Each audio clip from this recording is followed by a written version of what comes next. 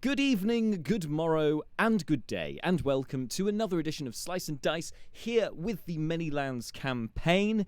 We're in a different slot today for usual because of certain scheduling issues, but more on that in a moment. Let's bring in the guys. Good evening, everyone. Welcome to tonight's stream. Hello. So I'm just going to get rid of a couple of the names there because we don't have a Marta and we don't currently have a James tonight, but we do of course have, as you can see, Marshall, Bart and Dan are all with us. Hello guys, welcome. So before we kick things off tonight, a couple of shameless plugs for you. Shameless plug! So first of all, you may have noticed we didn't have our stream on Thursday last week. As I said, we had a bit of a scheduling thing because I was up in Sheffield for reasons that were not made clear to me until on the day. So we had to, abort. But all good, back now. And as a knock-on effect, as a byproduct of going up to Sheffield, I ended up meeting Matt, an old friend from my school days, who is also runs Incredible Scenes Twitch channel.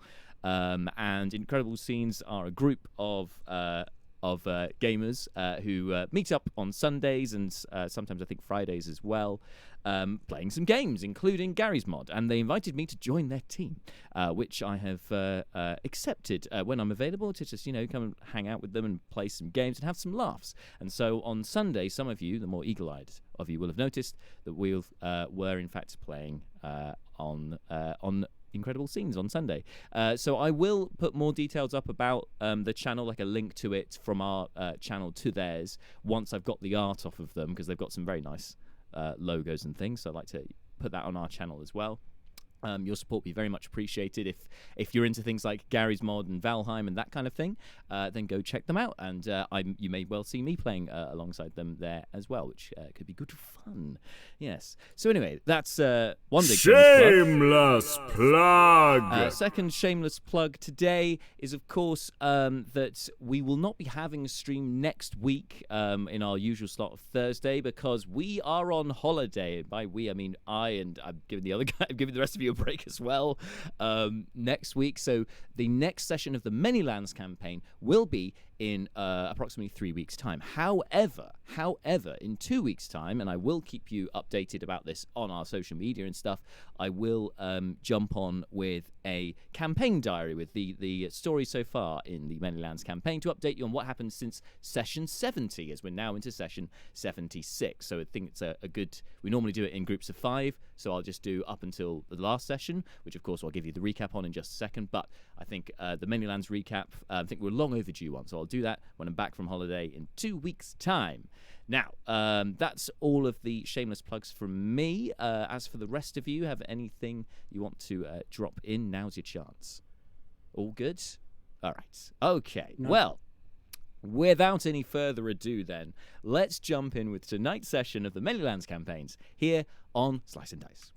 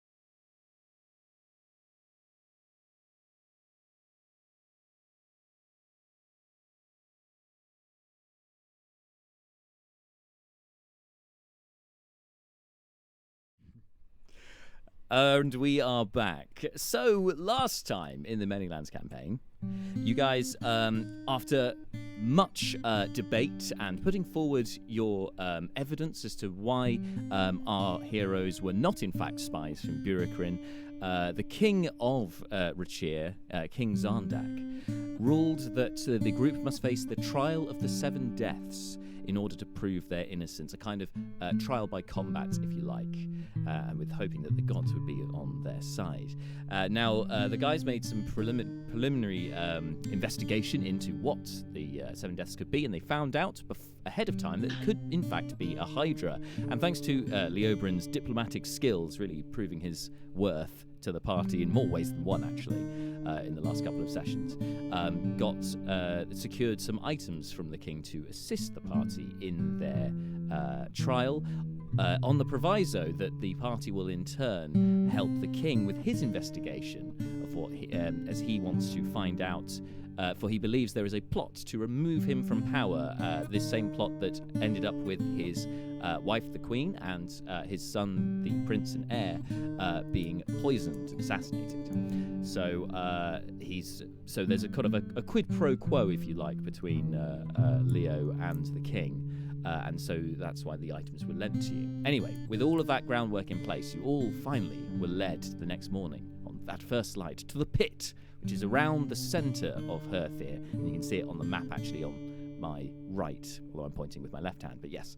So you guys were led there. It's kind of a big Colosseum type job with a big hole in the middle and a lift taking you down, which you all tentatively stood on board with all of your items with you, aside from, as Seth noted, the bone dagger was missing. That was not returned to you, unlike the rest of the items. The bone dagger, of course, being an important item, as you know. You were then lowered into the pit, and as soon as you were down there, you faced the first foe that you were warned about. You were warned not to tarry in the caverns before the main trial, for there are shadows there of past combatants that haunt that area, and they were sapping the life and strength from a lot of the party. In fact, it looked very touch and go for Brina, who doesn't have a lot of wiggle room when it comes to strength anyway, but she got zapped a couple of times. I think her strength is now on 3 currently, which isn't great. Anyway, you managed to get through that, faced the Hydra, and although it was some challenge in its lair with legendary actions and all the rest of it, you managed to overcome the threat,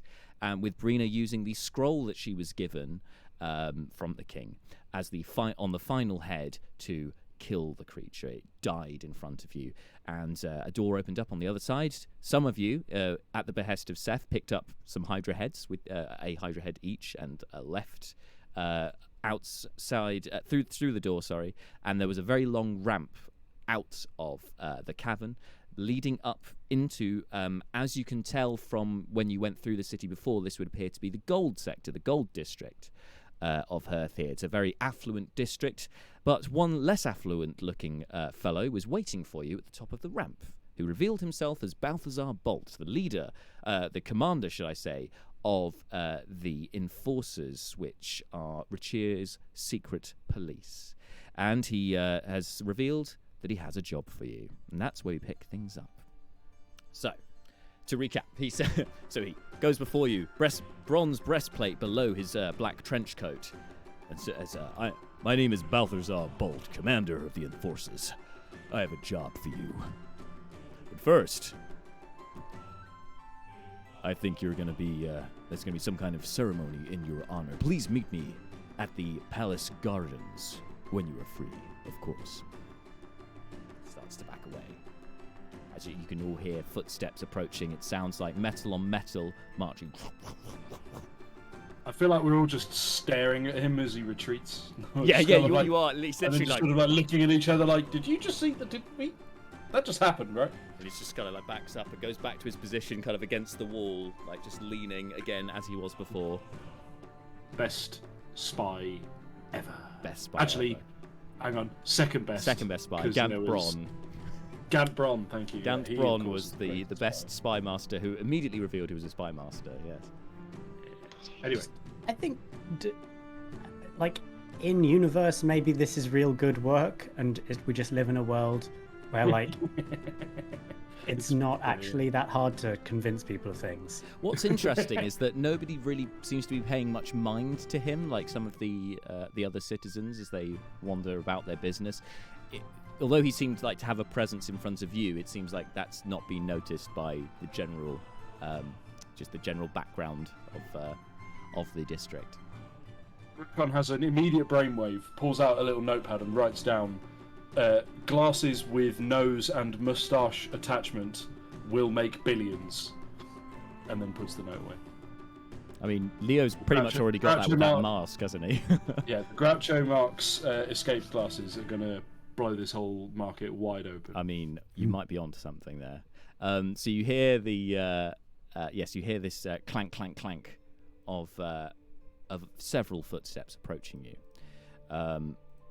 It gets louder and louder, and within moments you can see there is a platoon of guards in their splendid bronze armor marching towards you. They start to kind of fan out and surround you lot, and at their head you recognise Captain Auburn, captain of the Royal Guards. He's the big, stocky chap. Kind of speaks broken. But common. not the one who took the bone dagger. Yes, he is the one who was last seen with the bone dagger. Yes. Is it by any chance visible about his person? You can make a perception check. I can certainly attempt to make a perception check. That is a natural one. Oh wow! Starting off strong today, folks. What an outstanding opening to a session. Plus like 15? Plus 15, no? Well, A plus 3, okay. And B, it's a natural one anyway. Well, so with 4, you look at him and you think he's not that big. That armor's got plenty of gaps in it. He could stow a dagger in. Yeah. You're fairly convinced he's got it on him. Cool. Okay, I clock him. From now on, Brucon knows where he is at all times, or at least until he has a drink. Captain Auburn stops, kind of puffs out his chest, and you can see his normal stern expression is still there, but you can see a glint in his eye of admiration almost for the group, and he bows towards you just curtly. You must come with us. You are to be received by King. Yep, that makes sense. Everyone? Yes, good. Neris looks a bit pissed off about this, but she'll nod along. Do we need to hand over all of our equipment again? Or have we proved our worth? You only need to give back weapons when we enter palace. Okay. But we do need to hand them over. Gotcha. Duh. Speaking of, I believe we got not enough weapons when you handed over everything. I had a dagger. There was a dagger that my friend sneezed. Could you make a persuasion check, please, Leo?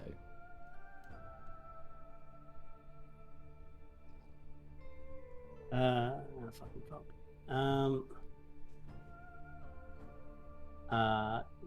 24? 24. That was a 24, dude. Very nice. He looks a bit uncomfortable, a little bit sheepish, which again, for such a large brute of a dragonborn, is almost comical actually. He just kind of shrugs and looks at you and says, "You must speak to King about this." Oh, okay. It was not misplaced. It was intentionally misplaced. Cannot confirm nor deny. Can I get an insight check on this guy? Like, yes. What is his? Okay. Yeah. What's his shtick? What's his deal? Brucon's gonna have a punt at an insight check. Sure, yeah. Well. You can both insight things, of course. That is a better roll. It's not a massively better roll, but now it's a 10. Okay, and Malar? 22. 22. Malar. Okay, so Brucon, again, following that natural one as well, you're like, I'm not sure about this guy. I don't trust him. Malar, you can see this. Despite his commanding presence, this guy just follows orders, really, and especially when they come from the king, it would seem he's not gonna. He doesn't want to get involved in this too much. He probably wouldn't have admitted anything to Leo had Leo not been so charismatic and just generally nice to him about it. Okay. So, to palace we go. To the palace we go. Da. Oh, And yes. he stamps his halberd down in the sand, and the other dragonborn smartly kind of move to attention, turn smartly, and start marching with you guys kind of in the middle of the throng, and start making your way out of the gold district. And you can see you're heading back towards the palace. Now, as you go through the streets, you go past the pits, which you can see is clearing out, and you can see there are many. There's just the stragglers now. It seems the main bulk of the crowd, and there were a lot of people here originally, have already left. But there are still a few stragglers who are making their way out, and they all seem to be heading in the direction of the palace as well. In fact, you see a few small dragonborn children kind of look over, and they start pointing at the group of guards. Mala, you don't have comprehend languages up at the moment, so the only person who'd understand what they're saying is Neris, who really doesn't react to what they're saying, but and you see the adult ones were like, and they shepherd them away. Again, still heading in the direction of the palace.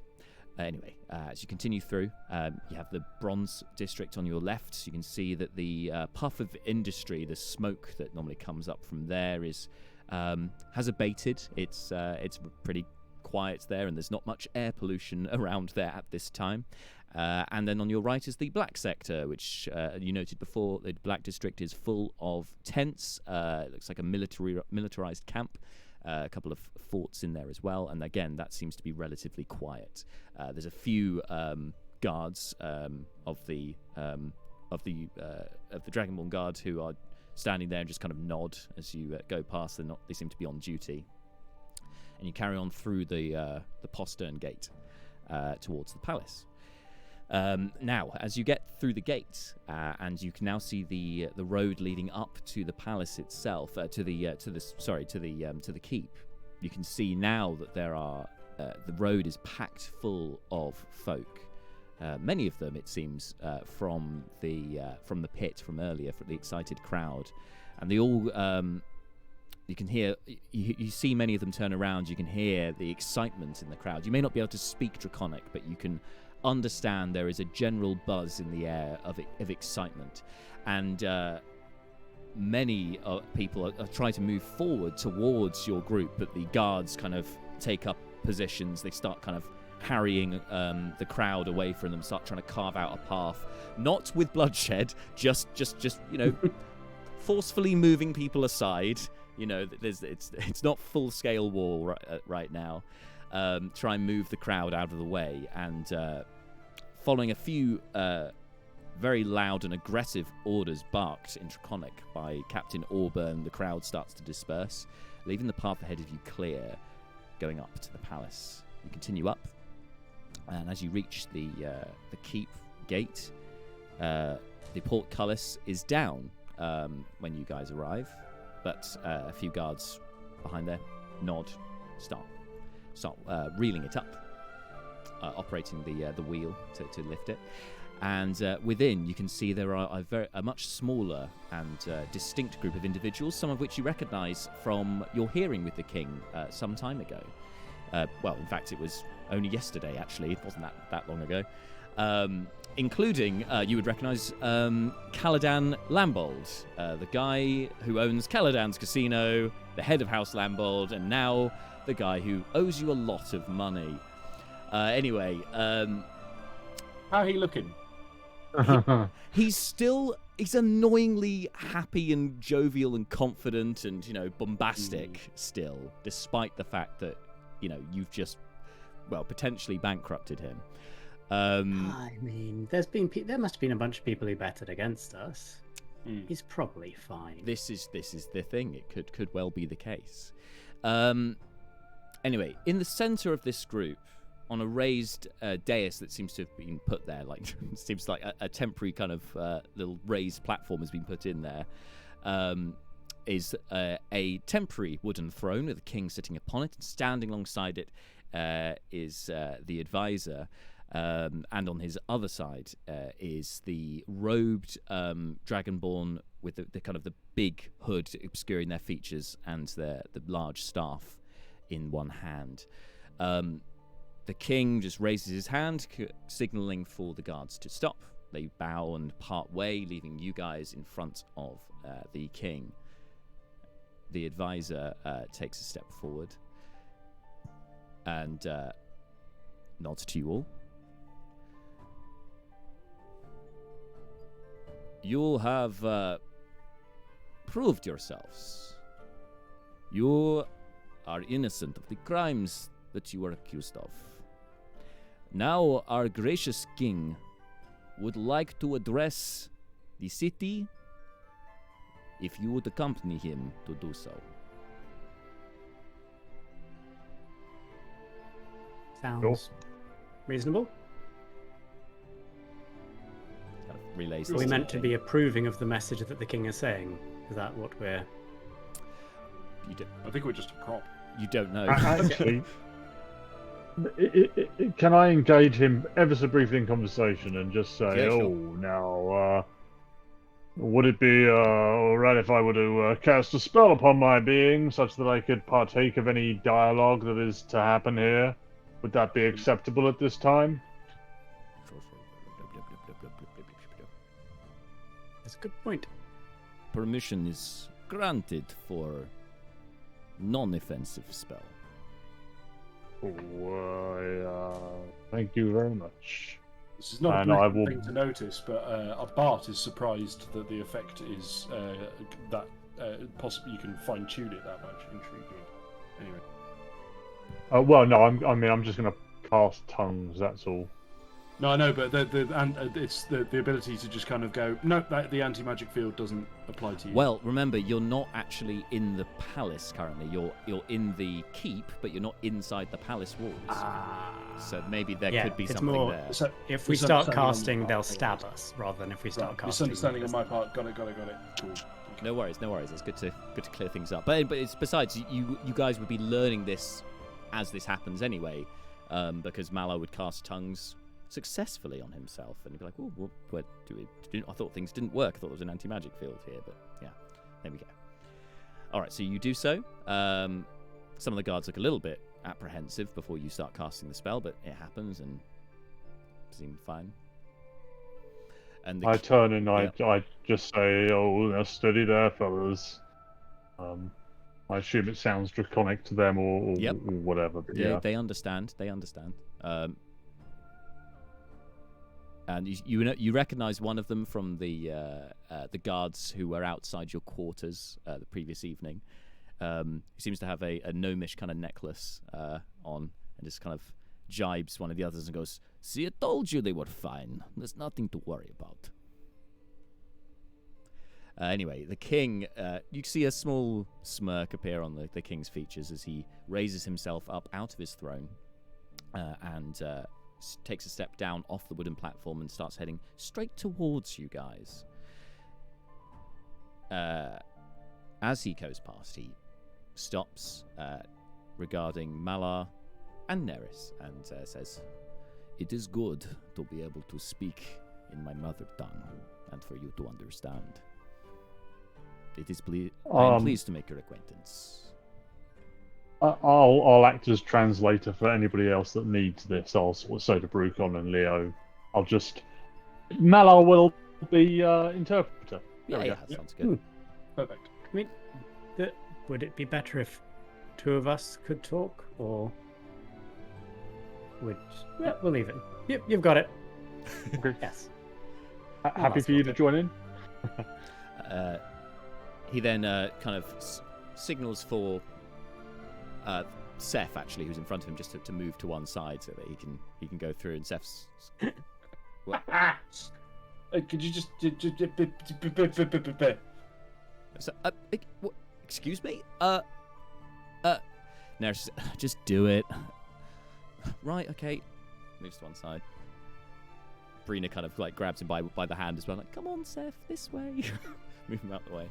And then the path is clear. The king takes a few steps forward so that he's just under the portcullis. Just behind the portcullis, even though it's raised at this point.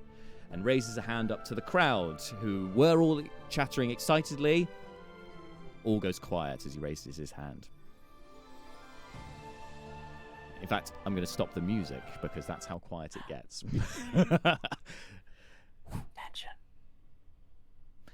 So, Mala, you can translate this. Of course, it's the king speaking directly out. People of Rachir, before you stand 6 who were accused of being Burikrin's spies. They faced the trial, the 7 deaths, and they passed.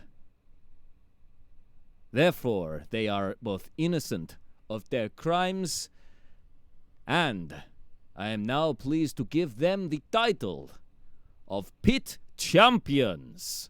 And a roar goes up from the crowd. Woo! I would be honored if our new champions would stay in my palace as my guests. There is to be much celebration in the city this evening in their honor.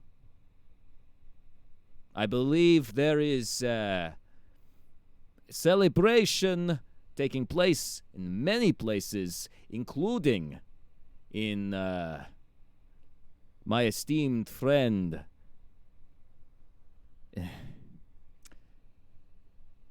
Caladan Lambold in his casino this evening. If you wish to celebrate our champions, then you should go there. Other places are available. Go in peace. And the people cheer again, and some start leaving. Others seem to be quite excited, looking up at you guys. They seem to be wanting to. They want to get close to you, but they equally are fearful of doing so because of the amount of guards here that appear would stop them if they were to try and approach you. But they, nevertheless, are in the crowd. There's a couple even throwing like flowers and bits of parchment just your way. It's interesting. Brucon's deploying the classic monarch wave, the wrist swivel. Just looking out and just kind of going, yes, that's right, we did it. Seth's also feeling quite smug with himself. It's like, finally, getting the recognition we deserve. Ha! Leo's definitely on the second band camp rather than the first. So anyway, after the announcement, the king turns back to the rest of you and nods and goes, you may go in peace and go about your business. As I said, you can stay here in the palace as my guests. And perhaps we will talk more in the future. And gives kind of a knowing look to Leo, to Neris, to Brucon, to Malar, to Brina, and then to Seth. That's a lot of winks. That's a lot of... Did the rest of us know about the agreement that Leo struck up with the king? I believe Leo mentioned something to you guys back in your quarters. He mentioned about us getting a bit of a leg up through with the items. Mm. Right, okay. I did mention the thing. The king then melts back into his kind of entourage of guards and starts making his way towards the palace. It's all a trick. Ivan Ooze. Oh my god, he was a gibbering mouth of the whole time. So there are still some of these dignitaries and nobles left over, some of which, as I said, one you would recognise being Caladan Lambold, but alongside Caladan this time, you would also recognise Drez.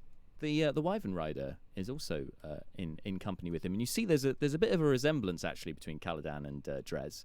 Drez obviously a lot younger, and muscly, but he's not as broad. He's not got the paunch that Caladan's got, but he's seems like a strapping lad by comparison.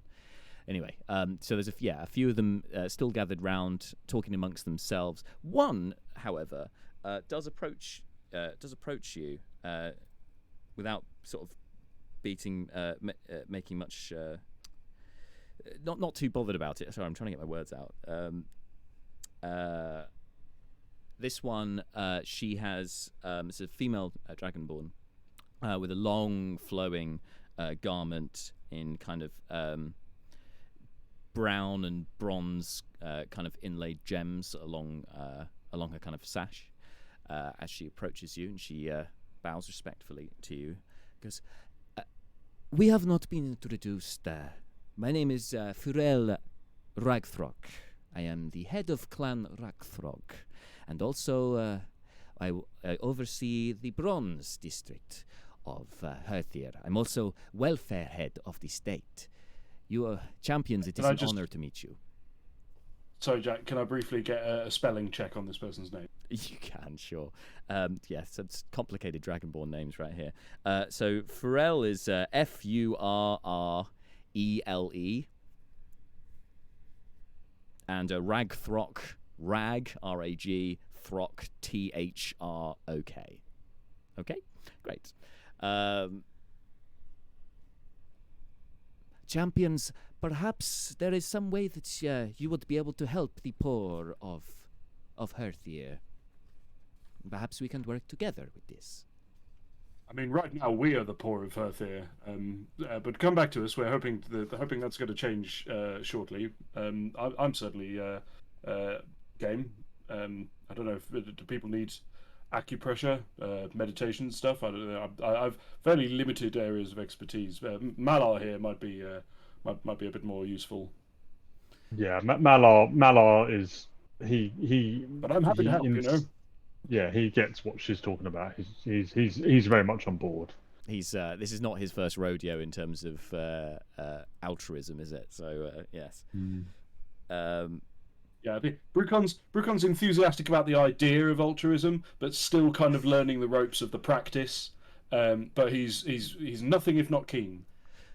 It has been a long time since Rachir has had heroes to boast about. Perhaps now we have 6 more. Anyway, perhaps I shall see you in the future, perhaps tonight during the celebrations, or else however long that you are here in the city. It would be good to perhaps talk further. You can, of course, meet me in the Bronze District at the blacksmiths. Or bronzesmiths, should I say.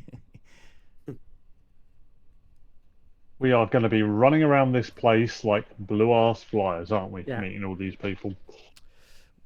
Well, maybe. Well, if you would like to, certainly could be an option. All right. Anyway, then she nods and kind of melts into the throng. So, what do you guys want to do? Because it's sort of around. It's not even midday yet, so you've got most of the day ahead of you. Some celebrations will be kicking off early, but mostly in the evening. Is this like a drinks reception right now, or? It seems to be, yes. There are occasional kobolds with trays of flutes. Right. Brucon swings into action, mind-sweeping like crazy, seeking out any vol au vent or canapé that are on offer, sampling the delights of this exciting new culture that he's been introduced to. Excellent. Brucon, can you make an investigation check, please? See what you can find. Well, let's see. Can we? We'll find out. Oh, okay. This is a flat dice roll, right? Brucon's got no bonus of any kind in investigation. However, the dice gods were relatively kind, and I got a 14. 14. All right. You do excellently at Minesweeper. You managed to find not only a couple of champagne flutes that have not yet been claimed, but you also find some various delicacies of in vol au vent form of and sampling Rachiri cuisine, which for the most part you haven't experienced a lot of Rachiri cuisine. Even the stuff that you were served in the palace seemed far more. It could have been from any culture. It could have, easily been from Burikrin rather than Rachir. It just didn't have that authentic flavour to it. But here you find equivalent of sort of pickled Scotch bonnet peppers. They are into pickling and spice are the two things that you get a lot from their food. I need you to I make like these people. I don't know what Brucon thinks about them, but I'm a fan. me too. Spicy drinks and spicy food. Yes. Yes. I mean, the constitution needs to be good. You need to make a constitution check, please. Yeah. Is sure. Is Have a strong coleslaw stomach. is coleslaw and or yogurt a big part of the diet in these parts? Dairy-based stuff. There seems to be some dairy around. It seems to be more of a palate cleanser to offset the horrific amount of spice they eat. All right. Okay. That's not a great constitution roll. That's a 7. So you're like mind sweeping away, like, oh, lovely, oh, and then after your third pickled pepper, suddenly you're like, ooh, oh no, and you immediately have to find the nearest restroom. I mean, I feel like this also is an experience that Brucon has had before.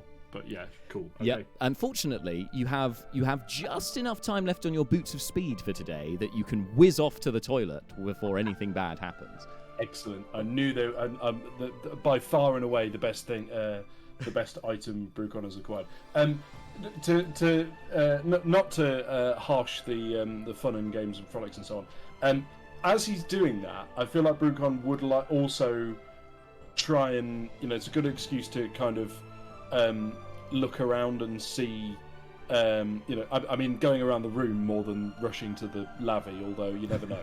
Brucon's going to kind of try and scope out the place and see if there's any other interesting and or shady looking people that are worth keeping an eye on. Anyone he recognises from the inn the night before, or other new faces that kind of stand out as being this is someone to watch out for and or seek out. You certainly can. In fact, I think all of you probably, unless there were other things specifically you want to do at this time, could also afford to have a look around if you want to make perception checks. Unless there's anything specifically you wanted to do at this point. Oh, no, that's cocked. Oh, thank God.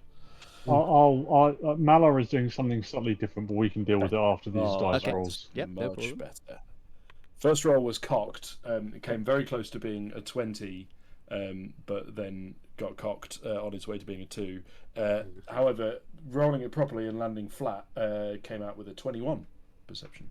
21. All right. So with a 21, it's a bit of a blur with your boots of speed when you go to the toilet, but on your way back you can saunter a bit more, and you can hear the boots are fizzling because they're out of juice for today. But you can see a bit more. There's a couple of figures that stand out in particular. There's one who's incredibly tall, dragonborn, with this long, white, flowing. It seems like it's like a very long, oversized shirt, and then again, white silk flares that go all the way down to the floor. And they kind of have this a very straight white hair as well that kind of obscures their facial features for the most part, apart from their dragonborn kind of snout that pokes out of it. Fairly looking like some sort of fashionista type, and equally they have one lizard, a green lizard that seems to be perched on their shoulder and kind of scuttles around from down their arm occasionally. They're many jeweled arm and things. Seems to be somebody of importance for sure, given their entourage around them, servants and the like around them. But they don't seem to be engaging too much in conversation. They seem to be more just striking a pose and looking around. In addition, you also note, because you bump into them, the dragonborn Balthazar Bolt, who you spoke to not too long ago, and it's I didn't get the pleasure of your name, sir. Going from scribe mode to role-playing mode. No, of course. Well, I'm Brucon Reed. Pleasure to make your acquaintance, sir. As to you, Brucon Ree. pleasure. As I said, we can talk more later. And then he's immediately kind of interrupted, looks up from you. Sorry, just after having the runs and being several sheets to the yard arm and being the least subtle person within, a couple of 100 miles by the inclination, Brucon is still a better spy than the head of the clandestine services. Oh boy. Awesome. Hi, Pavel. He says, I'm just going to say hi before I head to Hey. sleep. Good to see you. Thanks for Good for to see you, stopping Pavel. by. Bye, Pavel. All right. Yes. And he looks up as you hear another voice. Oh, hello, Balthazar. And you see him you can feel him roll his eyes here. Damn it. Hello, Macklin. And you see approaching female dragonborn in full bronze plate armor, striding forward, not armed. They have got a sword in their scabbard to one side, but not currently armed, and seems to have a tabard over their bronze armor. Brucon Ree, may I introduce General Macklin Funch, General of the Royal Guard. I almost don't want to, but let's have the spelling. Macklin. It's almost more fun to just imagine it for myself, but go ahead. Macklin Funch. Macklin, Macklin, and then Funch is Funch. Nice. Is that no, never mind. We'll come back to it. Yes, Anyway, yes, it is. Okay. Yes, it is. Excellent. Carry on. So how's that arrest record looking, Balthazar? Doing well, is it?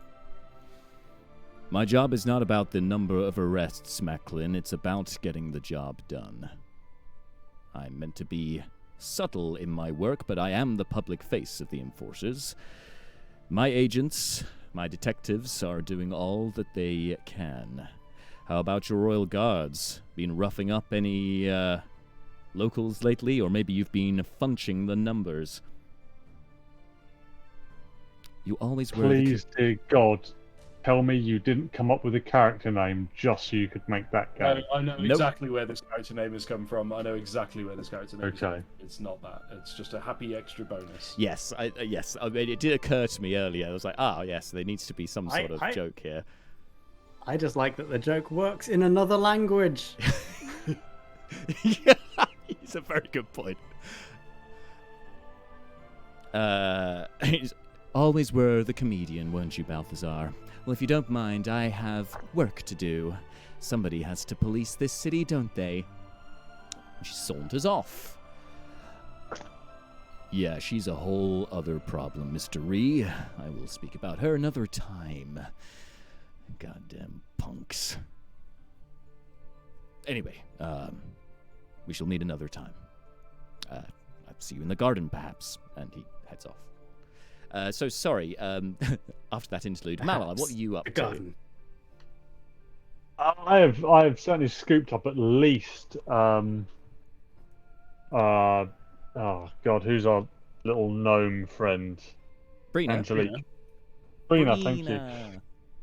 Brina and Malar are going to find a relatively quiet corner and just try and figure out what effects they're under, because they've both taken a significant hit to their strength and their health. So Malar is just sort of trying to intuit what this effect of weakness is on both of them. Okay, do you want to make a medicine check? I'd say you're kind of analysing I do. Brina at this stage. She's your test subject. 17? 17. Yes, with the 17, you can definitely see that Brina's looking weak. She's looking pale. It looks like, her life force has been kind of sapped from her. In some ways, it kind of reminds you of that haunting image of when, long ago, when you guys were below the Flaming Jack's Bar and Grill, and there were the Dark Mantles, or the Flesh Brollies, as they were otherwise known, doing a mischief on your party, and You may recall Neris being pretty much, died actually at one point there, and she was in a similar. Daenerys being pretty well dead. Pretty well dead. He was dead. Yeah. So there's some how low is similarities. Brina on hit points? Her hit points are fine actually. She's on 25 out of 32. The problem is her strength is now decreased from 6 to 3. Oh, but I can't. I don't know how to fix this. Yeah. Offhand. I would say with the 17 medicine check, so you recognize the physical symptoms, but you also can intuit from what happened before that that the effect seems to have come from those ghosts, those shadows. So with that, you can now make an Arcana check to see if you can work out, because it was obviously some sort of magical effect from these creatures, to see how you'd be able to fix it. 10. 10 is enough because you passed the first check. So, as far as you can tell, your best, putting your best Dr. Malar cap on, she probably needs some bed rest. She needs a bit of rest, and then she should feel better. And I hastily checked the monster manual to see how long it actually takes to recover from this stuff. Okay, so we'll just be quietly sitting in the corner, just, I guess, instigating a short rest while having a look around from our bond. It's a short rest, actually. It's a short rest which you will recover on. You all will recover on, sorry. You'll all recover your strength on a short rest, on a completion of a short rest. I don't think Brucon lost any strength. No, I think you managed to avoid them. Breezed through as I think did Seth, and I think the rest of you took it. But I mean, if a short rest is enough, it's a bit low on hit points. You never know, we might get jumped. Brucon will burn a couple of hit dice. But yeah, she's like looking up at Malar with these big eyes that are kind of sunken into her head a bit, and looking a bit tearful. And she's like, "I don't feel so good, Malar." Oh, now, miss, just you take it easy. I'm sure this is just a little bit of light fatigue. You just rest easy. You'll be right as rain. I mean, I'll just sit here and read for a bit. Hopefully, I'll feel better. Let me keep you company there, miss. Okay. She seems quite pleased about that. Are you going to sit down with her? Oh yeah, definitely. Malar's gonna just watch the patterns of people moving around, see if there's if he can sort of catch any little weird, quirky little interactions or people acting shifty. He'll make a mental note, but he's sat down. You definitely see Brucon talking with Balthazar, and then the other Dragonborn approaching and leaving, so you can note that would make sense. But there is something incredibly adorable about the image of tiny little Brina sitting cross-legged on the floor, and Malar, the huge Loxodon, also sitting cross-legged on the floor, just like trying to feel better. That's really cute. I love it. Yeah. If there was a photographer around, they'd have a really tough time getting them both in focus in the same shot. Yeah. there's big Winnie the Pooh and Piglet vibes. I'm thinking right here. Anyway, Leo Brim, what are they both the same size, just in different just perspective? Anyway, Leo, what are you up to? Joining in on the lovely snack times, having some delicious foods, recovering, resting. I guess just waiting for the opportunity to find out when we are re-meeting the king. Well, the king has gone into the palace now, so he's no longer in the courtyard with the rest of you. Oh yeah, no, but he, with his nudge, nudge, wink, wink. I will talk to you all later. Right. Yeah. Got you. Also, you presumably would at some point clock Brucon standing next to Balthazar Bolt while he trades verbal spars with Funch. Macklin. I guess we will talk to the secret agent. Man. Yes. You could if you can find him. He's there in He's big right trench there. coat. He's got a newspaper with 2 eye holes cut out. I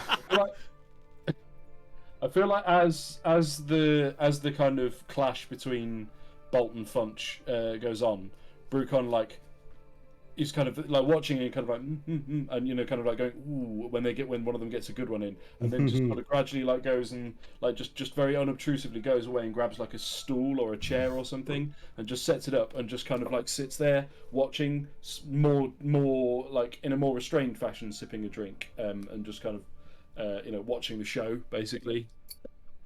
Yes, you do that, and then when Funch leaves, Bolt turns to you, kind of, where did that chair come from? And then, apologizes to you about sorry you had to see that. We got a lot of history. It's not something I'd like to go into, but perhaps we can reconvene at a more private location later on.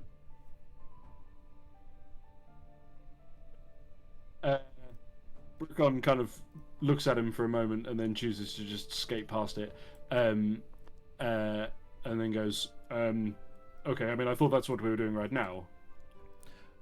There's many ears in this area, but the garden inside. Oh right, okay. You are a spy. Fair enough. I wasn't certain. Sure. Well, I imagine we'll be staying here at the palace. We've been offered pleasant. We've been offered rooms. They were certainly pleasant enough for my liking. So you're most welcome to come and find me in my chambers. I'm afraid you've made one big mistake, punk. I may be an agent, but I am not an operative. I am not a secret agent. I am the public face of the Enforcers. My visibility is part of my position.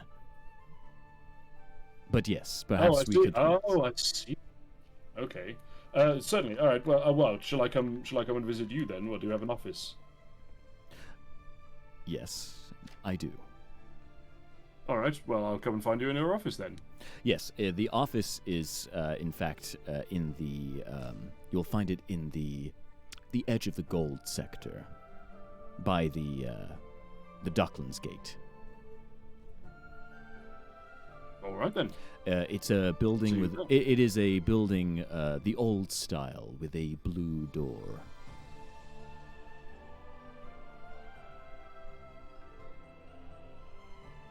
Good day to you.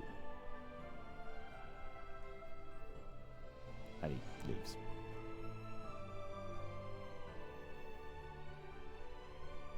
Sorry, I was just taking notes. Yeah, no problem. Cool.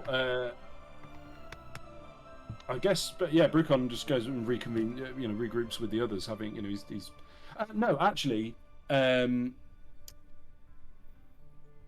he's the you mentioned there was the very the tall, stylish, arty, silk white arty type, yes. Yeah. I feel like Brucon would. So he wants to make his way back to rejoin the rest of the group, but on the way, he'll take a little detour and find someone who is he's looking for someone, a sort of high society type, someone not in less militarily sort of functional garb. He wants someone that's more of a kind of courtier type. Yeah. And he'll not like part of their entourage, but not but reasonably close by. So somebody who knows the movers and shakers kind of thing. Yeah, exactly. And he wants to sort of I was going to say sidle, but I don't think Brucon knows how to sidle. He will walk straight up to this person, stick his hand out and up, and say, "Hello there, I'm Brucon Reed. Nice to meet you. Who are you?" This is a female dragonborn with, you can see below these long flowing robes, a rather slender frame, and she holds out a claw, which you can see has many green scales along it. Takes you by the hand, rather than shaking the hand, just more like as if you were to kiss the hand, kind of thing. Charmed. My name is Raim Imbextel. I'm the leader of Clan Imbextel, the Green District. A pleasure. You come seeking information, I see, yes? Oh yes, absolutely. As you can see, so bearing in mind, Brucon is still wearing his waistcoat of gleaming. Yep. Brucon sort of gestures to the guard and goes, "As you can see, I'm a fellow who likes a well put together outfit, and I have to say I was very struck by the style of that individual over yonder way." And Brucon gestures to the Dragonborn in white. Tell me, I'm a stranger in these lands. Apologies for not knowing the right people, but although obviously I've found the right one here. Could you tell me a little about that individual? I'm curious to know who is in charge of their wardrobe. There are many things I could tell you about that individual. That is Dudra Denish. They are head of Clan Denish, also the rulers of the Silver sector of the Silver District, sometimes known as the White District. You would know about the dragon gods and the dragonborn that were descended from them, yes? Sure. Yes, I thought you would. Dudra is a frivolous type, you might say. Their most recent project has been about a cruise liner. It is a vessel that is a pleasure vessel to roam the Green Lake, I believe. They have a voyage departing in a few days. There are only a few esteemed guests invited on board. Perhaps the six of you may receive invitations as the newest celebrities in the city. That Green Lake, sorry, Jack. Yes, which you'll see on the map of the Manylands. Yeah, it's above Loranmas. Brucon sort of nods at this and goes, "Fascinating. I see. This Lady Denish is a person to know." They use the they/them pronouns, not lady. Okay. Well, thank you for informing me. I will make a mental note. Forewarned is forearmed. Knowledge is power. Yes, I've often been told that. Wonderful. And what about yourself? So you're an information broker of sorts? Yes. Would that be your? Yes, in fact, both Dudra and myself are on the Dragon Council, as is Caladan Lambold, the king, of course. His brother-in-law, who you have yet to meet, Bidrekt Orextun, and I believe you spoke to Thurel earlier as well. She is also on the council. I am the information head. Dudra is the culture head. As you can tell, the arty type has been given the arty position on the council.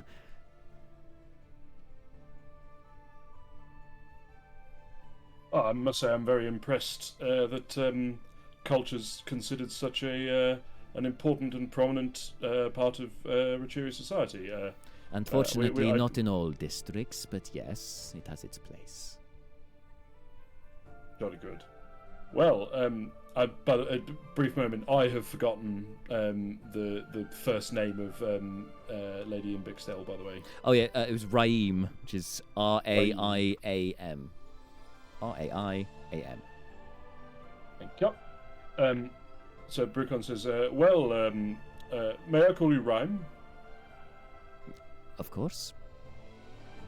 Well, Rhyme, it's been an absolute delight to meet you, and I hope we shall meet again soon. And you as well, Mr. Bruconry. That is your name, isn't it? Certainly is. You're very good at this. You're extremely well informed. Well, some of you speak rather loudly, and it's true. I have good ears. Can I a quick insight check? Because of course Bruconry is not Brucon's name, so yes. Brucon would like to do an insight check to see if there's a certain knowingness. How sarcastic. I got you. Yeah. Go for it. Let's see how we do. Was it I know your name or I know your name? Exactly. And that is a dirty 20 on that insight check. Oh, she knows more than she's letting on. Yeah. She's got that superior kind of knowing look, similar to the guys in the Salacen Inn last night that you that Malar and Neris spoke to. There's this Who there seems to be a extremely conceit. likely are connected. Yeah, with the dirty 20, you get that from them. Cool. Grand. Okay, well, Brucon has clocked Rhyme in Bixdale and Dudra Denish, and I think that's he would consider that a job well done. So yeah, he'll nod again to Rhyme and then go and rejoin the rest of the party. Excellent. The adventuring party, not the cocktail. Yes, party. no, but both really. This is a custom party. So Leo's been sampling the delicacies. Leo, would you like to make a constitution check, please? Yes. And I remembered, my brain put the two things separately, which was one, I wanted Leo to be eating things, but I didn't remember why I wanted Leo to be eating things. And it's because we'll do some minor shameless plugs. Not for, and again, once again for me, it's just for dice. It's always for dice. Yes. I got some more of the edible dice. Ooh. These are rhubarbarian and custard. Oh, nice. So we just. What's the company that out. make these edible dice called? The company are Honey Badger Games. Honey Badger Games. Amazing. I love absolutely everything about these guys, and I wish to subscribe to them. Shameless plug!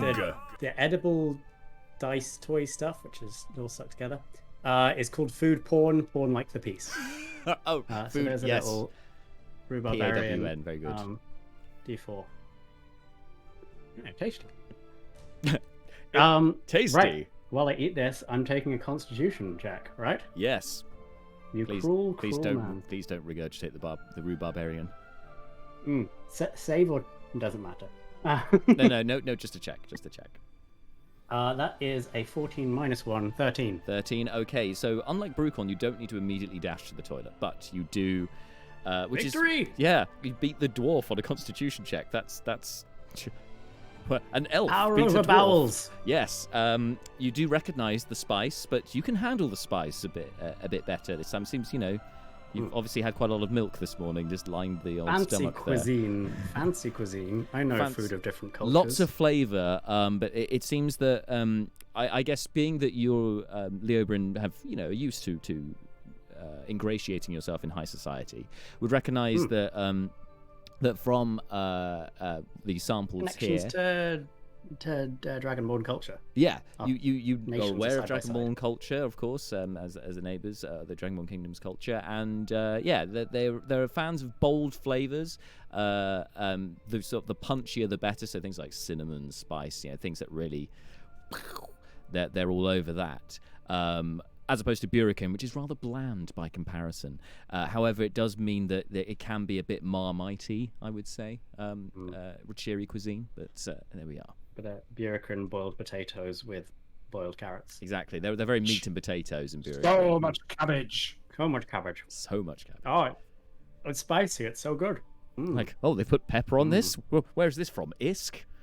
That's kind of the Burrican attitude. Anyway, yes. So, guys, you can have a short rest while finishing off the party stuff, unless there's other stuff you want to be getting on with. But you safely can have a short rest here, comfortably have a short rest, and those of you who lost strength can get it back, which would be nice. Is it all the strength comes back on a short rest? I believe so. I'll just double check, but I'm pretty sure that's what it said. For the shadows. That sounds right, because we were looking at the stat block the other day. Plus, they're only like they're I only didn't look like at that bit. I just challenge looked at rating a half or something like that. So they can't be too ferocious. Wow. Yeah, the reduction lasts until the target finishes a short or long rest. Yeah. Ah, lovely. Yay! Yes. Everyone's fine again. Chill, have some snacks, rest, recover health. Yeah. Good times. All the good things. So Sabrina's, after that short rest, is looking a bit healthier. She seems to get some colour back into her cheeks, particularly after she eats one of these Scotch bonnet peppers. Oh my. Ah! I'm okay. Are you sure? Yep, fine. Okay. I believe at some point Have we already chatted, Brucon? Have we already chatted to you about what you just chatted with, or is that going to happen? I guess this could happen during the short rest, if So you like. it was slightly ambiguous, but yeah, I guess when Brucon rejoins the group and we get into short resting in earnest, Brucon would as quietly as he is physically capable of, let them know that he's a bit of the kind of political information that he's been able to glean. Brino also gets out the alchemy jug and starts dispensing milk from it. Oh yeah. Yes. Feeling a lot better after Excellent. that. Not mayonnaise, milk. No, milk this time. Forgot that it dispenses mayonnaise. Yeah, liquids and mayonnaise. Oh man. Harking back to a joke Marshall made a short while ago, but not Cool Ranch. Not Cool Ranch dressing, no. Cool Ranch dressing. Something to research for the future. But, cool. Anyway, yeah, that's that. Brucon updating the others. I'm good. What's the plan then, chaps? What are you thinking? Should we try and claim our money from the incredibly smug person? Yes. Or should we go follow another quest wherever it may lead? I'm fairly confident that Seth's position is money, money, money, and Brucon, while not quite so aggressive, Brucon, I would also definitely be in favour of going for a shakedown. Yeah, Seth's like, is this actually a discussion we're going to have? Surely, no, we're going to get the money, obviously. I just wanted to... You seemed a bit distant the last hour or so. I just wanted to check you're still there. I'm just soaking it all in, just enjoying being the hero. It's nice. Isn't it just? Yeah. Okay, It comes get with used to this, I It comes think. with a sort of trying not to blackmail or murder everyone you meet. But let's go pressure someone for some money. Details.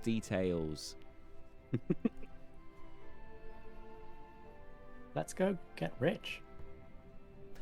Oh, Disappointed. I really hope that he doesn't pay up and I burn his casino to the ground. I mean, win-win. I don't like that Yeah. guy, so... Excellent. Well, let's go have a chat with him.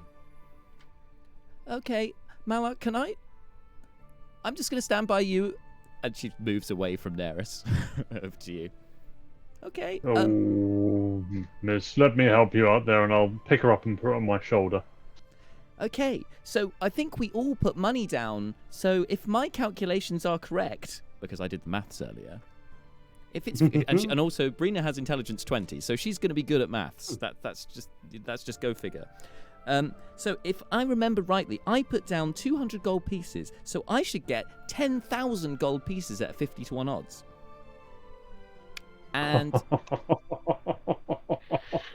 We're gonna bankrupt this guy. what, That's Mala, how brilliant. much did you put in?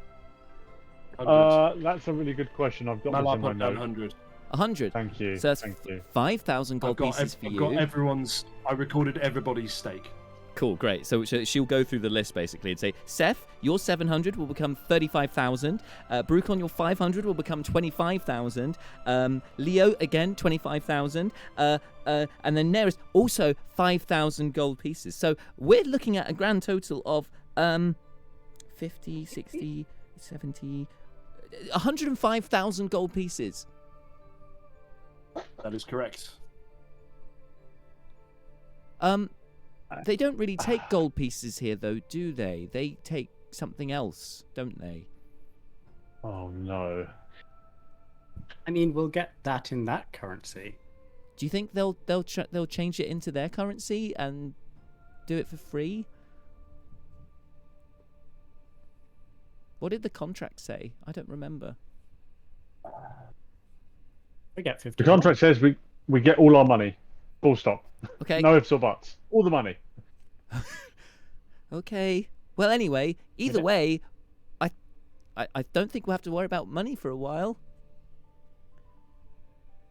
Yes, I think the best odds we'll get is if we get our money off this person, and if we need to exchange it, we do not exchange it with this person. Yeah. things. This person is some combination of crook and maniac. And neither of those are good things. Yeah, mostly that's not a good combination, with rare exceptions, says Seth. Nope. Pretty much. Straight down the line, never a good thing. Okay. So you guys head on down to the blue sector, and you can see by the time you get there, it's into the afternoon now, and the festivities have already begun at Caladan's. Torches are lit. There are various dancing lights that are being displayed by a couple of street-performing wizards outside.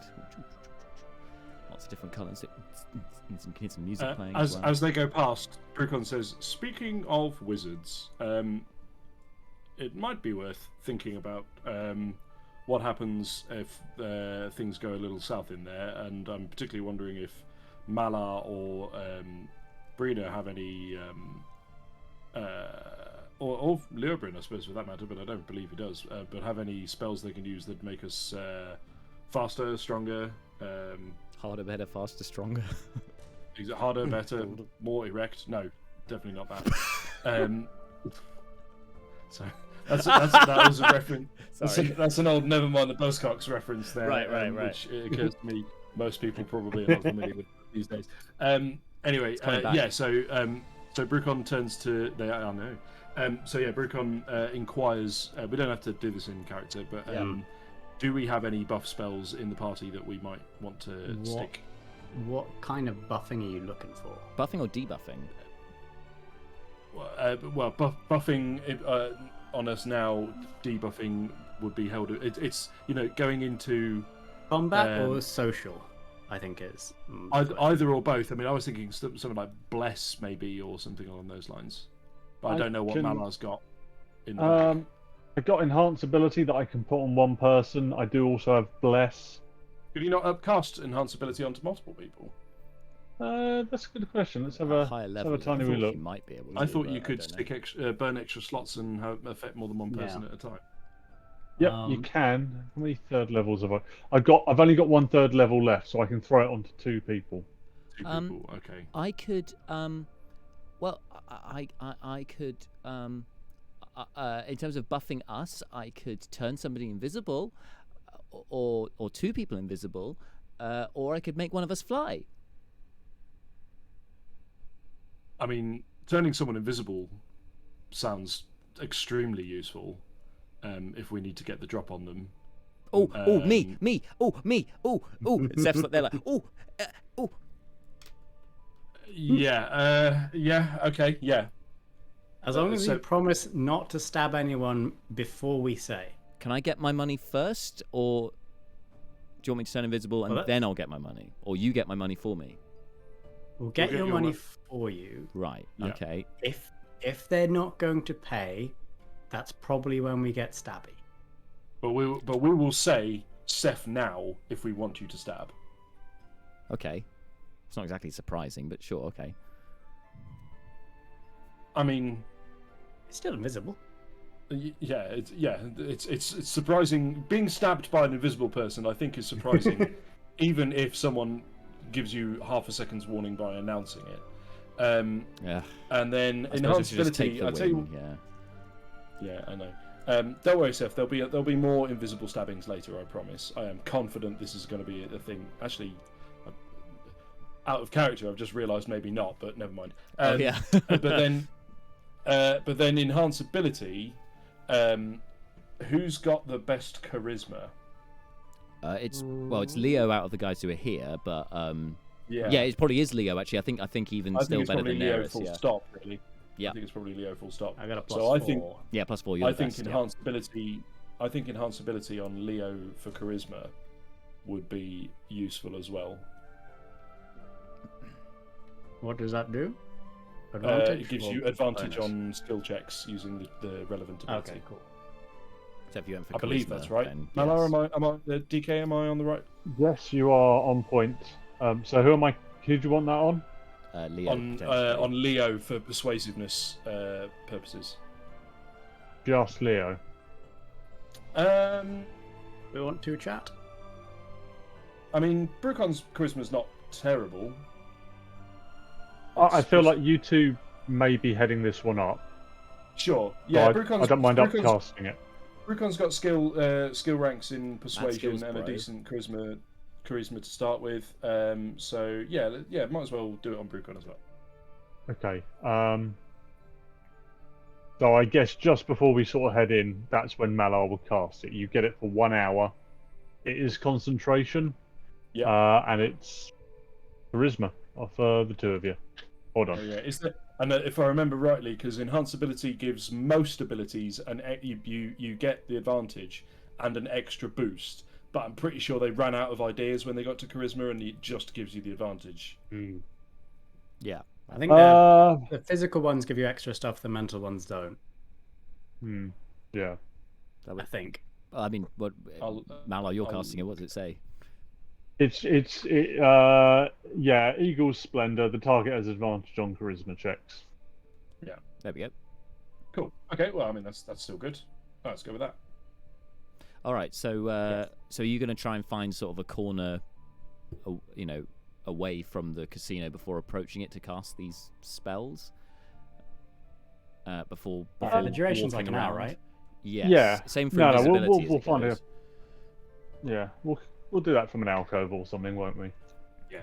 Okay. Do you guys want to make stealth checks then, as you're trying to keep yourself out of the light while you're casting? You're also going to be casting in a stealthy fashion, so it's I'd just say a stealth check generally. So when you say you guys, one of those is Brina, right? Yeah, I'll roll for Brina. Brucon, It's just Leo. occurs to me, 'cause Leo's got the charm thing as well, doesn't he? Or did he? I can His fey presence thing. do 1 turn's worth of charm. Yes. Okay, so that's also Which is enough to do a check on. That's useful to have in the bag as well. Sweet. Okay. What'd you get on your stealth, Malar? 9.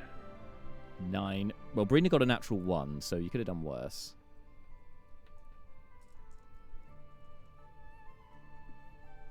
I mean, we can style it out if called on. Yeah, you can start it out. We're There's super quite a persuasive crowd now. around the casino already, so. And we're super persuasive now, so So Brina just We probably starts doing the incantation, waving a wand around, without paying any attention to where she is. She's actually standing in the middle of the road as she does this, and it goes, "Seth, invisibility." I mean, Seth's there, like, before he turns invisible, you can see him like, "Oh God, what is this?" Then disappears from sight. I don't imagine the casino has like just a roaming network of spies, just out in the streets, wandering places. See these street performing wizards, they immediately turn around to see what's going on with, and the dancing lights stop for a moment as they're looking over to Even Brina. better. There are wizards in the street. People are used to this. This is fine. And they just kind of clap respectfully and, then try and up their game a bit. Excellent. Unfortunately, rolled a 2 on their performance, so they're lousy at trying to improve their performance. They start doing minor illusions and nobody's really paying any attention to them. It seems you cast your spell successfully. They do a minor illusion of an extremely mundane object, and nobody notices that it's not real. You didn't want invisibility cast on Neris as well, did you? It was just on Seth, yeah. We hadn't really discussed that, to be fair. If Neris is also volunteering to be invisibled, She's not going to volunteer. That's not her style. no. Okay, well then no. Okay, cool. So the 5 of you who are still visible. So you two, Brucon and Leo, have enhanced ability cast upon you by Malar, who's now concentrating on that. Brina's concentrating on visibility for Seth, and Neris is also there. You can approach the casino. You can see the guards standing outside as before. Kind of hold up a hand to make you stop. One kind of whispers into the lead security guy's ear, and you see him kind of smirk and laugh. Galadan, upstairs. And he steps to one side, points towards the stairs that you can see just within the open sort of double doorway into the casino. Caladan's written in painted wood across the top.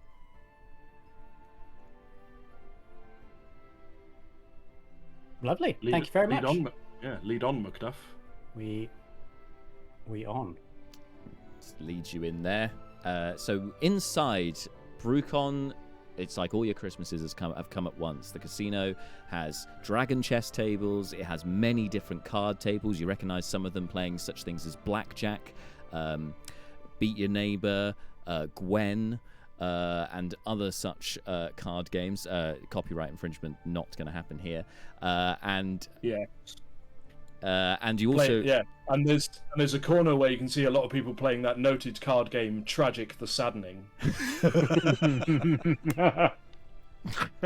Which, by the way, is what me and my mates used to call it. Tragic anyway, the Saddening. Brucon is roulette king, tables, the all the proverbial king things. mechanics. All the things you can see you can see that chips are being used you recognise how a casino works. There's a few of them in Burikrin that you would have been at in your frat boy days for sure. All sorts, and dice games as well. There's all different flavors here. I believe that you're proficient with some of them anyway. So, and there's this winding, it's very splendid bronze staircase leading up. So it's like the wiry like cast iron spiral staircase, kind of that feel, but it's just skirting around the outside of the entire building and winding its way up in a very sort of elaborate fashion. You're taken up there and onto the first floor, where you can see that there is one room at one end which has basically wall-to-wall glass windows from sort of from about 2.5 feet upwards is just glass, along with the door, which is not made of glass. So you can see inside. You can see there's an office inside that seems to be well adorned with very rich reds and blues, royal blues. All sorts of soft furnishings and things in there. It's all very decadent. And the guy approaches, knocks on the door. You hear a response. And he opens the door, gestures for you to go in. Behind a large marble desk, you can see Caladan leaning over, his paunch just kind of being supported by the end of the table. Goes, the pit champions! Come to claim your reward, have you? Your winnings. Yes, winnings, absolutely winnings, and yes, that's pretty much the plan. Yeah, pay up. Excellent. Right. Well, I have the contract right here. Rolls it out. Says, "Okay, so and it pulls out some very fine bronze glasses. Checking it over. They don't have the arms. He just holds them in his hand. Just looks. Opera glasses. Yes. Yeah, absolutely bang on for this guy. Yeah, horrifically impractical, because he doesn't need both hands, obviously. So yes, so I have, of course, the money for each of you. So tell me, you wanted this in. You obviously placed the bets with your gold, but gold is not very useful here in Rachir. So did you want to be exchanged into our dragons? It is the name for the currency. Well, I don't wish to speak for the others, but it seems to me the logical approach here would be to go half and half in terms of value. You mean half of it in dragons and half of it in gold? Okay. Yes. Okay. So you are. Well, you should know, in case you were not aware, that of course to exchange currency there is a transaction fee, which is only at 20% of the converted value. So I can do this for you. That is not a problem. Or, if you prefer, if you are feeling lucky, and I assume you are after facing 7 deaths, you can of course exchange your gold for chips for use at the casino. And then you could see if you could earn even more money. Oh, Jack! What? Yeah, I love this. You're an extremely bad man. He is a bad man.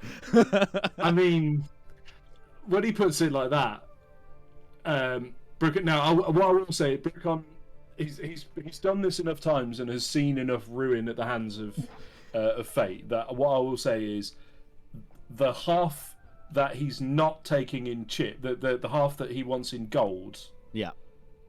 Brucon will hold out to have that in actual gold. Okay. But the other half in chips, shit, yeah, it's on. Like I feel like Brucon, it takes everything in his power, Not to put it all into chips. Yeah.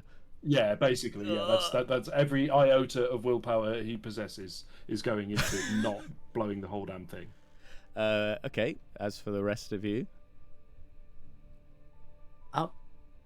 so if we take it in gold, we don't have to pay this conversion fee. that's right. Yes. I won't be able to spend it in Rachir. How long are we planning on staying in Rachir? Well, that all depends on how our other conversations play out. I'm happy. You feel an elbow in your back, Leo, and you turn and see there's nobody there, but you can hear Seth going, I'd quite like the chips. Oh no!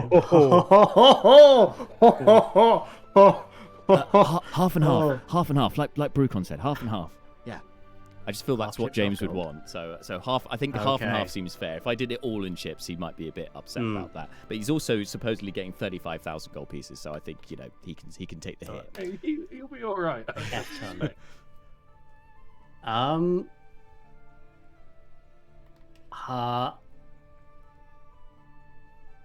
I guess if everyone seems to be getting some. Mala, what are you feeling? Oh, well, I was probably gonna go third local currency, a third gold, and a third. I'm still low. I'm still considering Mr. Leobrin. There's only one I was- option for the other I was third, Mala. extremely curious to know what was going to happen with the other third there. Keep it for yourself. And then the third, exactly. Well, or give it to the orphans would have been my my we can ironically trust. enough, my money would have gone. Give it to the Caladan House charity. Oh lord, we're just helping this person dodge all sorts of taxes.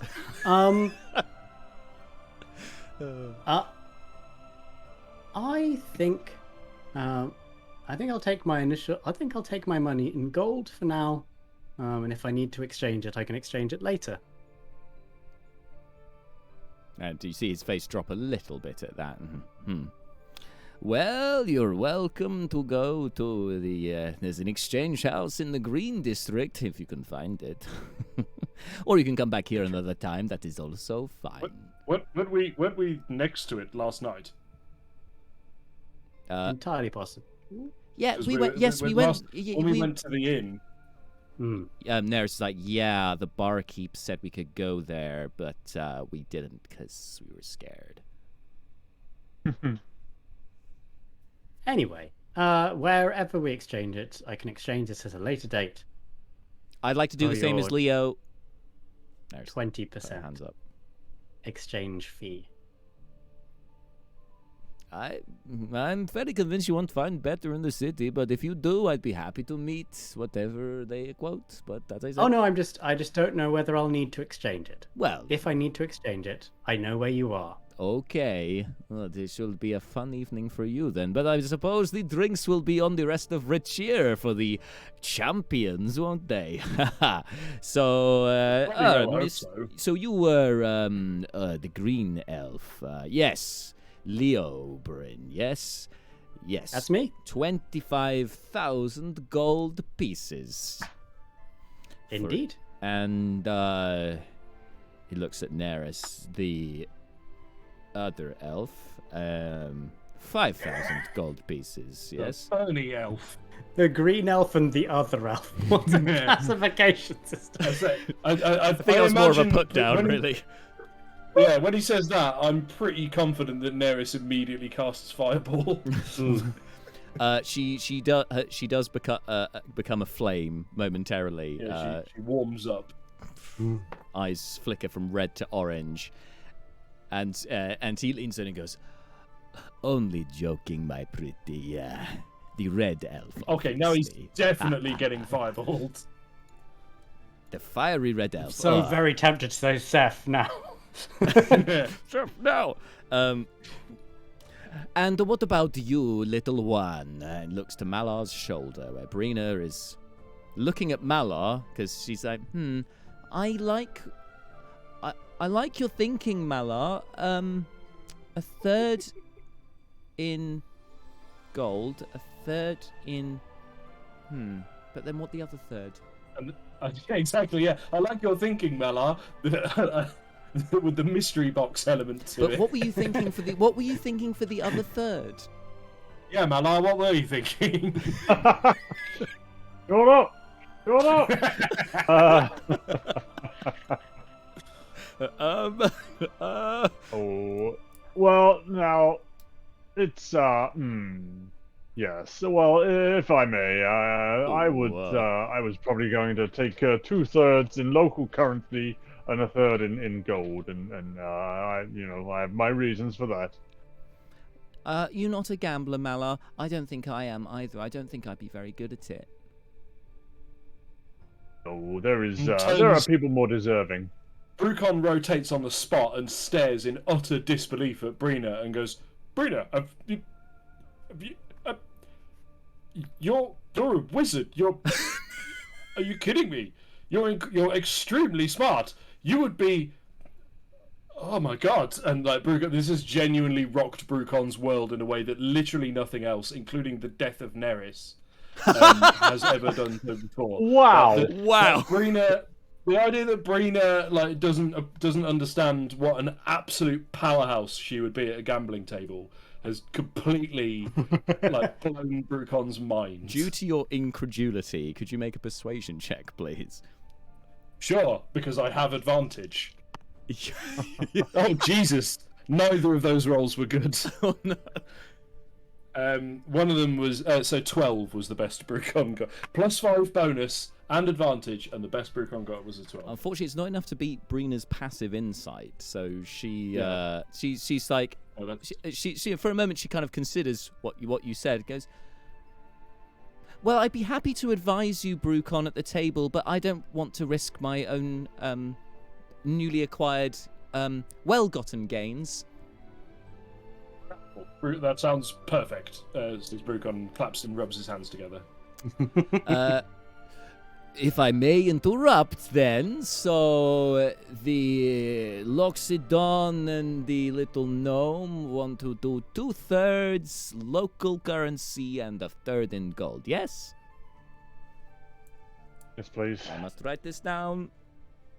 2/3, 1/3, 1/2, 1/2. Any sort of remainder, just angle it towards the gold for the maths. Oh, great, yeah, no problem. And what about your other friend? There were 6 of you, wasn't there? He had said that he wanted half and half. Yeah, Seth, his name's Seth, and well, actually, Kosef Widak, and he and I are. Widak, okay. He and I are very much of one mind on these matters. I'm confident he'd be taking the same. By the way, just a brief time out of in-character stuff. The half that Brucon is, so the chips offer, that was in what was he offering that? Yeah, that's what I was thinking as well. Is the conversion rate applied to the chips? You don't get like the 20%. So he there was no 20% transaction fee for it being chips. Good. Right. Okay, got it. So the chips are a substitute. The chips are a substitute. There's an incentive. For gold. Yeah, exactly. Right. Wait a sec. And then you can just turn the chips back into whatever currency you want. Yeah. And there's That's no not to say there exchange might rate not on be that. an exchange. Well, yeah. Yeah. Yes. I That's it. That's it. Yes, you would avoid the transaction fee by taking the chips and then cashing out the chips, I guess. But he's already signed you off, Leo. Yes, and yes. Daenerys. You're getting all your gold back. This 20% rate from my friends, that seems like a rate you'd apply to foreigners to fleece them, doesn't it? Whereas we are heroes. Foreign heroes, but no, this is the transaction rate because we don't get many other currencies over here. So there is not many skilled enough to be able to do the transaction, and the economy, it fluctuates. I mean, you take a pile of that money and you give us a pile of that money. Yes, and of that hard? course the gold is not very useful to us here, so we have to find ways. But with me taking the 25,000, it is and my friend, it covers that makes the exchange a lot. It covers easier. it covers the cost of our accountants and so on to make the transfer. So our friends our who do economists- take the 20% shouldn't need to. What? The friends who are taking the exchange rate, because we're taking such a massive amount of gold on our end, our friends who are exchanging, basically, we're doing you a favor by taking this massive amount of Burekrin gold off your hands. And so maybe the exchange rate should drop a little. Leo, can you roll a persuasion check, please? That's what I'm trying to do. Yes. No, I mean on me. Can you roll to persuade Brucon? Sure. Please roll high. I would say that you. How do you feel about 20? Well, my passive insight is 13, so yeah, Brucon turns back to Leo and goes, "Hang on a minute, he's talking sense here. Yeah, he's absolutely right. If your big problem with converting gold is that there's a limited demand for it, then the demand is right here." So you can make a persuasion check. You would have disadvantage, so it's just going to be a straight roll because of your advantage. Because no, Great logic. it's not. The massive exchange There- rate problem There is is because there not is a lot of people there is want a flaw in your logic, but we'll get to that. is the Burekrin gold. He just wants 20% of that money back. That is 17. 17, right? Says no.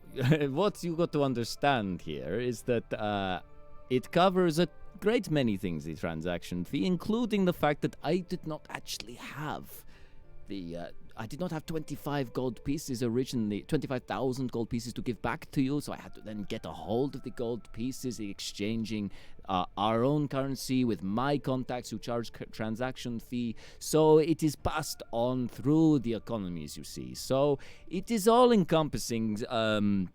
The fee is fair, I believe, for the trouble so we had to you're go charging through for you're it. charging my friends because you made a bet you couldn't back. You made the Yeah. bet, my friend, and I've offered you other means of. We could back our bet. It was our money going You in. know how gambling works. What can I say? It was a very tempting offer from you, and one that I could not pass up. But unfortunately, I do not make the rules when it comes to accountants. I hired only the best, and they have fees that need to be paid too, and that is passed on to the exchangee. It is how it works. Oh well. But Bump a it down very to, like, nice 15 try, something. my friend. it's And of worth- course, it's if you worth were to take the chips instead of the local currency as a little incentive to celebrate you champions, I will waive the transaction fee for the for the chips. Is that the same? Maybe I'll put some of my own money I'm currently carrying in as chips after think- this whole thing. The point here is, and I'm just going to pull some numbers out of the air because Yeah. the information is lopsided. But the point he's making is that essentially that he is offering us the chance to get, let's say for the sake of argument, 200 gold's worth of chips for Yeah. the equivalent of 150 gold. Like he's Yeah. giving us more chips than we would be able to just purchase ourselves. Yeah, because of the transaction. As Yeah, yeah. Yeah. Yeah, that's the incentive. But then also, obviously, as you would know, it's chips that can only be used at the casino.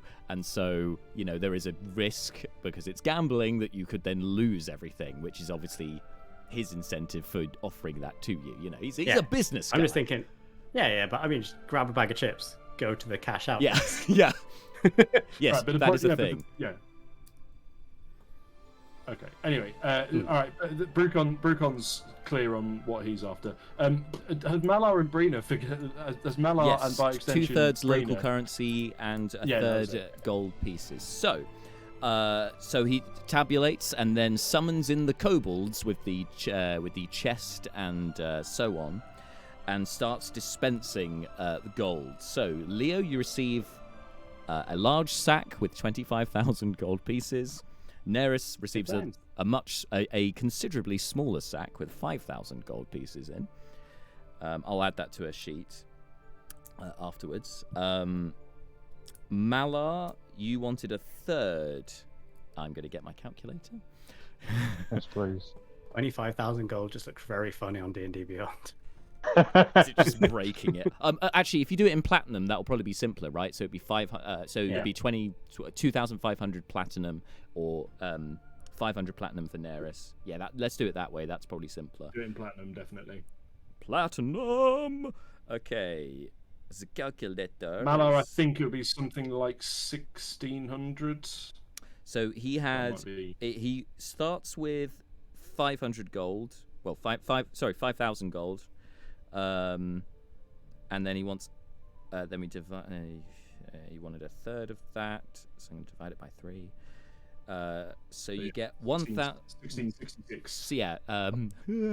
So let's say that is 1,667 gold pieces. Okay, thank you. And then the rest you wanted converted. So 5,000 minus 1,167 leaves you with 3,333 gold pieces, which are then going to be converted. So and then you lose 20% for the transaction fee. Tune in every week to Slice and Dice for all the exciting maths action. Oh, love maths? Then you'll love D&D. I mean, I was going to say, it's D&D. If you don't like maths, what are you doing here? Or at least if you can't tolerate maths. So after the 20% transaction fee, it would leave you with 2,666 gold, 0.4 gold pieces, which converted into the currency, then reduces it down to 666 bronze dragons, and with 6 brass dragons remaining. I just want to say that I fully respect going for a 1-to-1 exchange rate to simplify matters. There is enough maths happening already here. Yeah. Yes, this really is an advert for keeping it 1-to-1. Yeah, I just wanted to use the charisma bonus that had been given to me. Yeah. And also make maths easier. So is that? So I don't know if on D&D Beyond it's worth like just putting a note in somewhere, or put it in notes maybe about the dragons rather than the dragon currency, because you can't. I would add it as a fresh line in the random item. Yeah. Yeah. So in your, what's it called? So you have So Malar, you would have that's where Brucon's chips are going. 666 bronze dragons and 6 brass dragons, which are the equivalent of silver pieces, the brass ones. Okay, and that would be the same for Brina, because she put in twice as much. Brilliant. So she'll be double what Malar did. So we'll figure that out later, probably after the session, because fun times.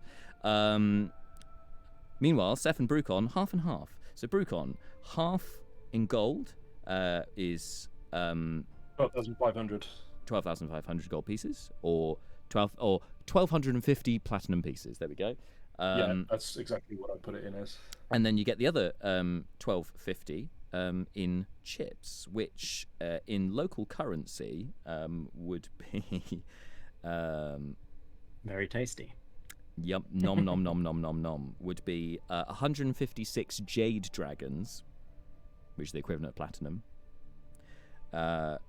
With 25 brass dragons left over, which is the equivalent of silver pieces. So I'm really sorry, Jack. I'm trying to figure out where in the inventory I'm gonna. Yeah, put it in. I don't think D&D Beyond likes you adding whatever you like. They tried to make it. I think if you put it in equipment, maybe under other items. I think that might be a good place, or possibly under notes. There might be a good section there. Custom item. There we go. Custom item. So, gambling chips. And it was how many Jade Dragons? 156. 156 Jade Dragons worth of gambling chips. Yeah, with 25 brass dragons as well, which are the equivalent of silver pieces. Basically, the exchange rate it changed when you go up because it was one stone dragon is 2 copper pieces, and then 2 silver pieces is 1 brass dragon, and it just it goes a bit weird after that. That's fine. That's absolutely fine. That works. Great. Works just fine. And then Seth's again, I will do after the stream because he's not here. So let's not worry about that now. But yes. There we go. Point is, we're absolutely minted. Neris has got a 500 platinum. She takes straight out. So 2 of you have chips currently to Brucon and Invisible Seth, although he hasn't taken his yet, obviously. Well, that in fact, sorry, that would be what would come up when you said Kosef with it. So, oh, well, I have Seth written on the contract. Is that not his name? Is his name actually Kosef Withak, like you say? Oh. You can hear Seth go. I think that was his full name. He just goes by Seth. Like, I don't go running around using my full title and middle names and such. Ooh. Oh, Mr. Leobrin, you have a middle name? It's not important. Oh. It's like you don't say just say the king when you're talking about the king. You don't. Ooh. Well, I don't know. To be completely honest with you, I am absolutely shit-faced right now. I really wouldn't worry about any of it. My ability to grasp these details is completely cocked at the best of times. I mean, dotting the legal I's and T's. Really, I should amend the contract to change his, to put his actual name in, in case, just to cover myself. There would, of course, be an admin fee for that, but I could take it out of the winnings of his share, if that is agreeable. What legal ramifications could there be for his name being Seth? Well, because if that is not his actual name, then, it could be claimed, not saying he would do this, but it could be claimed that it was not given to the person named on the contract, for it's not a real person, for it's only a nickname, it's not an actual name. So, I just want to cover myself. I am a businessman. I want to make sure that everything is above board. Perhaps I could get my accountant to look at this just to make sure it is all cushy. It's a Dragonborn term. It means it is all above board. Really? Okay, that's where this is going now. Okay. So we're talking. I did not know that Seth had not put his thing down, but his actual name down. But okay. All right. Zooming back in. Brooklyn goes. Okay. Well. All I'll say is, if you want to try and apply an additional fee here, I personally cannot be held in any way responsible for any further actions that might possibly occur in your life. Yes. of all the people to pressure an extra fee onto, I don't think Mr. Seth is the one you want to do it. Yeah. Would you like to make Baruchon an intimidation check, please? Sure, and I'll do it. How many guards you have? And Leo, you can also make an intimidation check. You both. Can I? And you've got advantage anyway, right? Check? Yeah. Can I make an intimidation check to help Leo make an intimidation check? No, that's essentially what's going to happen because you both have advantage. Already got advantage. So because of the spell, so you both roll with advantage. Yeah. And I'm sure the result will be fine because with 4 rolls, guys, you've got 4 dice. Only one of them needs to be good. Out loud. Because I'm the DM. I'm trying to make stuff happen. To be fair, so what did Leo get? 25? How's a 25 do you? 25's pretty good. Okay, and Brucon? Brucon's best result was a dirty 20. So Okay.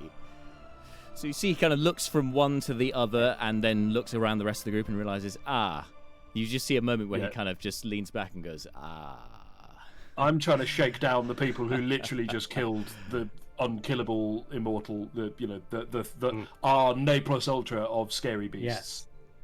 The fail Hydra. I tell you what, I shall do this as a favor to you. I shall change it free of charge. But remember... We appreciate that. But remember, I hold a lot of sway in this city, and if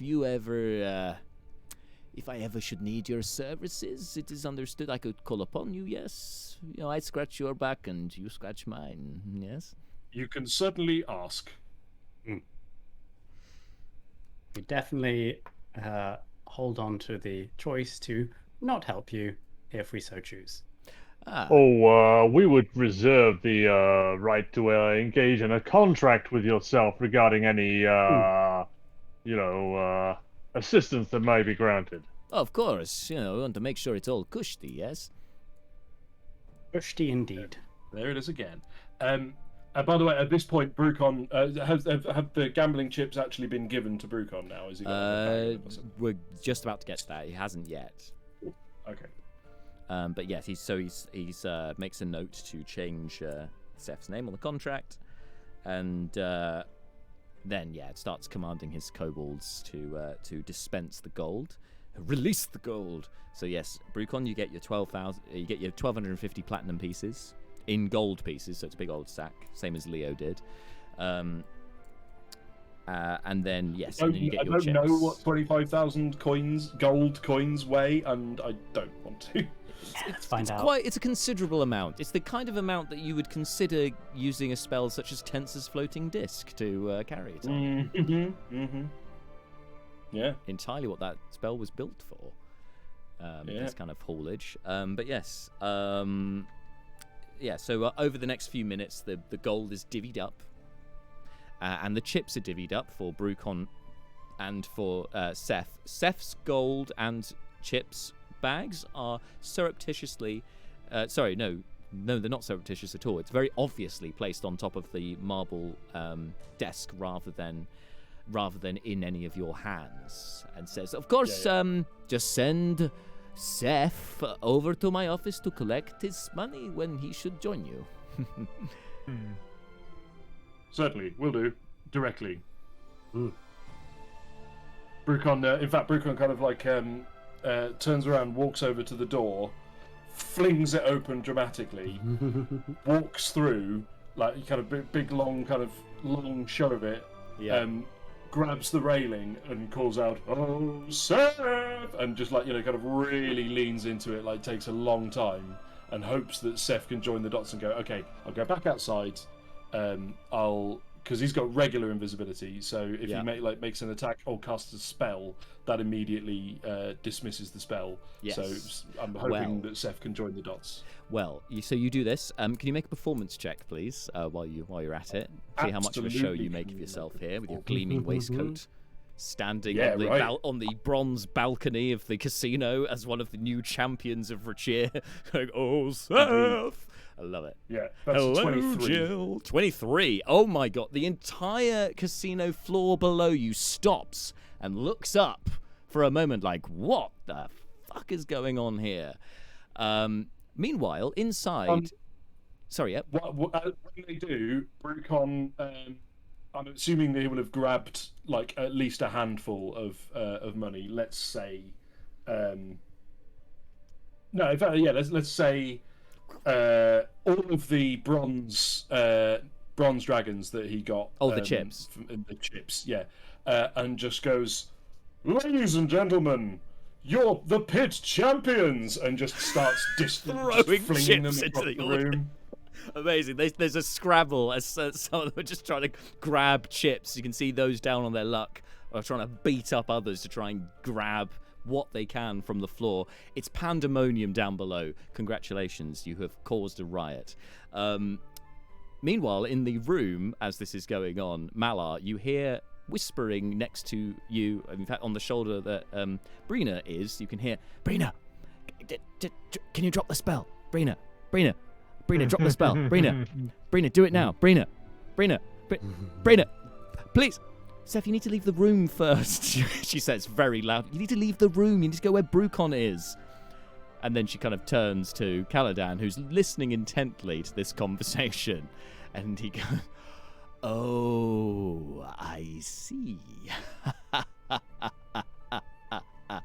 Well, my friend, I'm not at all surprised you try some kind of trick with me, but perhaps you should reveal yourself before taking the money away. Yes? Frina looks very sheepish and drops the spell. And Seth reappears next to you, still like with his hands cupped for whispering. and then he kind of looks over and Caladan's looking him in the eyes, and Seth just is still looking at Brina and goes, I think he can see me now. Yeah, everyone can see you, Seth. Oh. Hello. I'll just be taking my winnings. Walks back in and goes. Brucon walks back in at this point and goes, oh really? I mean, come on. So I didn't do the spell. She wouldn't drop the spell. It's not my fault. Okay? I'm just gonna take my chips and I'm gonna go gambling, okay? Alright? Yeah? You wanna join me, Brucon? Yeah? Absolutely. Forget it, I'm going.